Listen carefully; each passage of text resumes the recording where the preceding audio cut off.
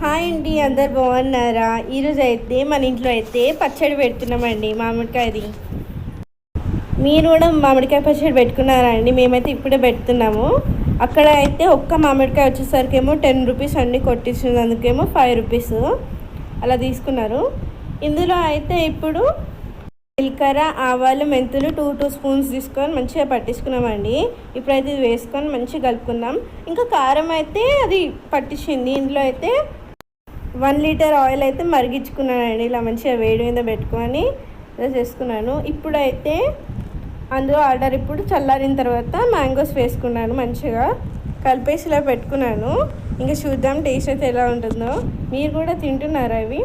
ఇప్పుడైతే డబ్బాలో నీట్గా పెట్టేసుకున్నాను, మొత్తం స్ప్రెడ్ కాకుండా మంచిగా నీట్గా.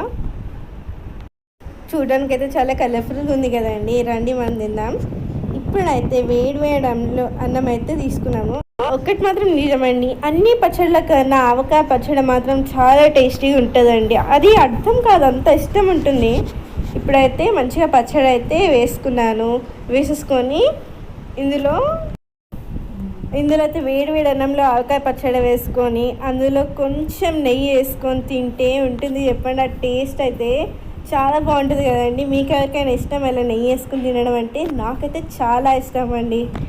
ఇప్పుడైతే మా తమ్ముడికి అయితే తినిపిస్తున్నారు. తనైతే చెప్పాడు చాలా బాగుందని. నేను కూడా